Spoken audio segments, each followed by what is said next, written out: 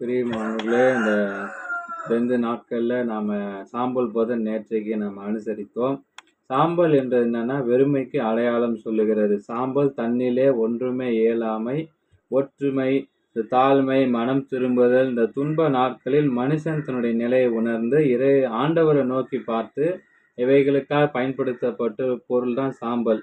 மத்தேயு 4:2 சொல்லுகிறார், இயேசு 40 நாள் இரவும் பகலும் உபவாசம் இருந்தார் என்று பார்க்கிறோம். இந்த நாட்கள் இயேசுவின் பாடுகள், அவருடைய மரணத்தை உணர்ந்த நாட்கள், அவர் சிலுவையில ஒப்பு கொடுத்தார். இதை நாம் உணர்ந்து நம் பாவ வாழ்க்கையை நினைத்து பரிசுத்த வாழ்வுக்காக இந்த நாட்களில் ஆயத்தப்பட நம்ம அழைக்கப்படுகிறோம். அதாவது மனம் திரும்ப என்று பார்த்தீங்கன்னா, சுயத்திலிருந்தும் பாவத்திலிருந்தும் மனம் திரும்ப இந்த 2 நாட்கள் அழைக்கப்படுகிறது.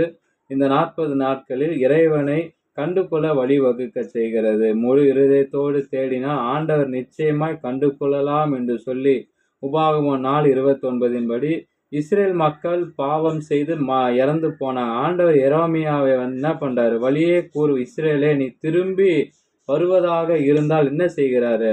என்னிடம் திரும்பி வா, அருவருப்பானவைகள் அகற்றிவிடு என்று எரேமியா 4:1 தீயோர் சாக வேண்டும் என்றது எனது விருப்பம். ஆனால் அது அநீதியோர் தம்முடைய என்ன தெரியுமா செய்கிறது?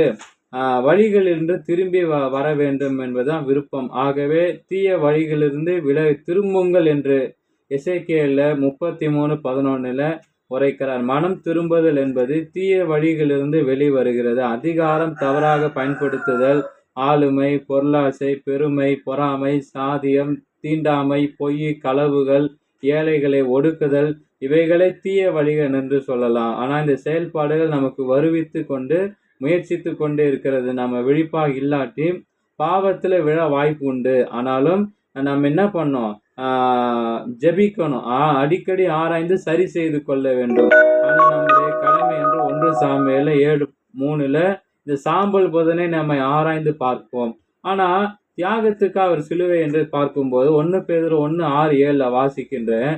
சிறிது காலம் பல்வகை சோதனைகளால் துயர வேண்டியிருப்பதிலும் அந்த நாட்களிலே பேரு வகை கொள்வீர்கள். ஆனா என்ன தெரியுமா? அழியக்கூடிய பொன் நெருப்பினால் புடமிடப்படுகிற அதை விட உங்கள் நம்பிக்கை மெய்ப்பிக்கப்படவே என்ன துயருகிறீர்கள். இயேசு கிறிஸ்து வெளிப்படுத்தும் போது அந்த நம்பிக்கை உங்களுக்கு புகழும் அந்த மாண்பை பெருமை தவறுதலாய் விளங்குமாம்.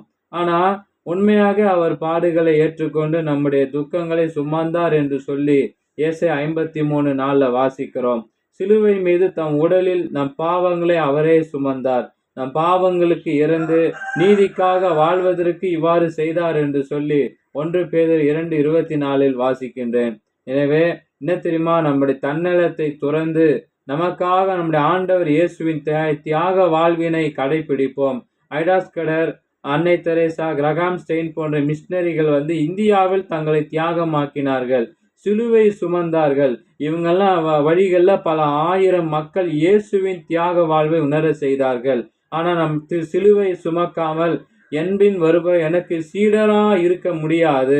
அதனை தொடர்ந்து லூக்கா 14:29 வாசிக்கிறோம். இயேசுவின் பிள்ளையா இருப்பதனால தான் நம்ம தியாக வாழ்வை நமதாக்கி கொள்ள வேண்டும். இல்லையினால் சீரனா இருக்க தகுதியற்றவர்களாய் இருக்கிறோம். அதாவது தியாகத்திற்காக சிலுவை என்பதை பார்க்கும்போது மெய்யாகவே நான் உனக்கு சொல்லுகிறேன், கோதுமை மணியானது நிலத்தில் விழுந்து சாகாவிட்டால் அது தனிந்திருக்கும், செத்ததே ஆகில் மிகுந்த பலனை கொடுக்குமாம். சிலுவை சுகத்திற்காக அல்ல, தியாக வாழ்வுக்கே சிலுவை கொடுக்கப்பட்டிருக்கிறது.